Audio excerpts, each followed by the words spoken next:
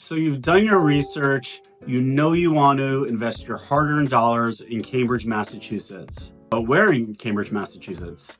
In today's video, I'm going to break down the various neighborhoods within Cambridge from an investment-centric lens and kind of figure out where do you want to invest, the pluses and minuses, and where to go with your money when investing real estate in Cambridge, Massachusetts. Hey guys, if you don't know me, my name is Jankowitz. I'm a real estate agent based in Cambridge, Massachusetts. I've closed over 400 transactions in the last 5 years, mostly in Cambridge, Somerville, and Medford, Massachusetts. Please take a second, hit that like button, hit that subscribe button. If you guys have questions, reach out to me via my calendar link or pop in a comment in the comments below.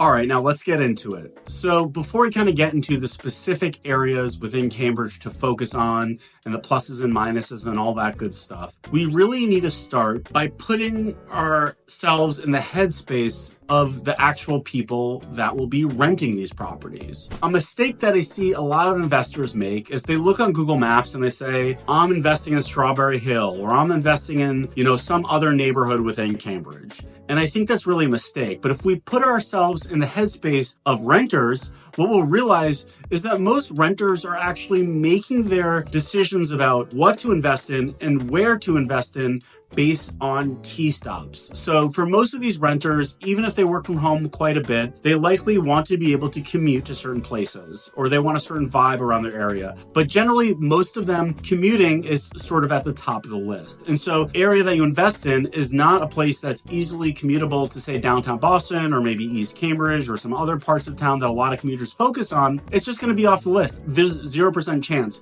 So what I would advise that we do as we go through this exercise is thinking through, for different neighborhoods, how does it affect the renter from a commuting perspective? Because ultimately that is how renters will look at things. Now in Cambridge, when we think about commuting, there's basically two options available to you. For the red line, we have Davis Square, Porter Square, Harvard Square, Central Square, and Kendall Square.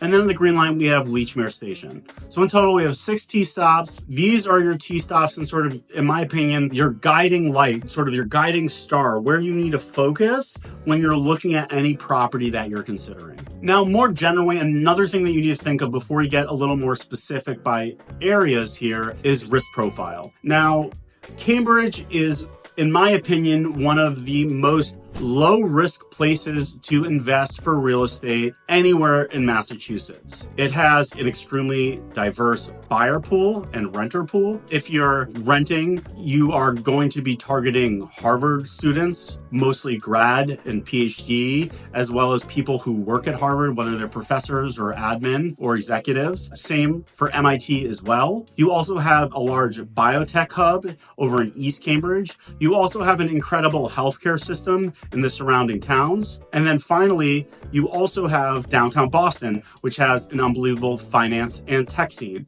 So you have an unbelievably diverse pool of people that are interested, whether it's in Boston, East Cambridge, or surrounding towns. And as a result of that, what you're generally going to find is that you're going to pay a premium to get into the Cambridge market. It's one of the most competitive real estate markets in all of Massachusetts.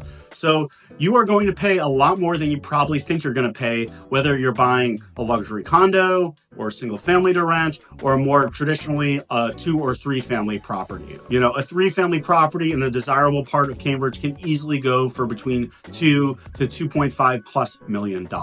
And what you're going to find is you're going to have a very low cap rate. So your returns are going to be very low, but what you're going to have is a very safe investment. And where you're really going to win is in the appreciation and in the low property taxes.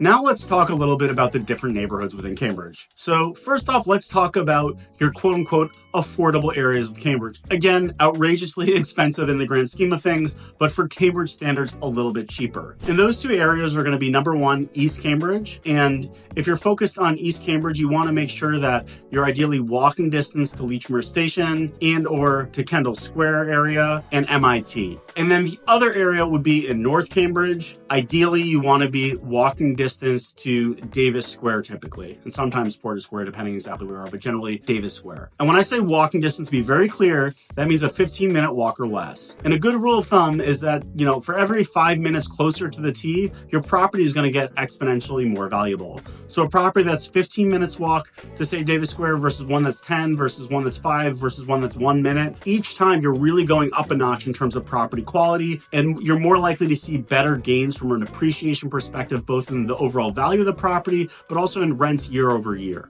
So that's just something to think about in a more general sense. But to kind of just really pause here, if you want to go for the cheaper parts of Cambridge, you're generally going to be focusing on North Cambridge or East Cambridge. You're generally going to find that rents are a bit lower, price point and entry point is a bit lower, and generally tenant quality is a bit lower, and generally time to rent takes a little bit longer. So there's a little bit of trade-off there, but again, don't kid yourselves. You're not going to be getting some outrageous deal. It's still extremely competitive. It's still Cambridge. If I were me and I was focusing on these areas and this was my budget, it would be very critical. Again, just to re-highlight, you want to make sure you're a 15-minute walk or less to either, again, Leechmere, Kendall, if it's in East Cambridge, or Davis Square if you're in North Cambridge. So now that we talked a little bit about sort of the cheaper, more affordable places to buy in Cambridge, let's talk about investing in sort of the most desirable places in Cambridge. And for me, that's going to be Central Square, Harvard Square, and Cambridge Port. These three areas, in my opinion, and not just really in my opinion, but just from living and breathing this market every single day for years now, these are the areas that are most desirable. I mentioned at the beginning of this video, the buyer pool is unbelievable, but in these three areas in particular,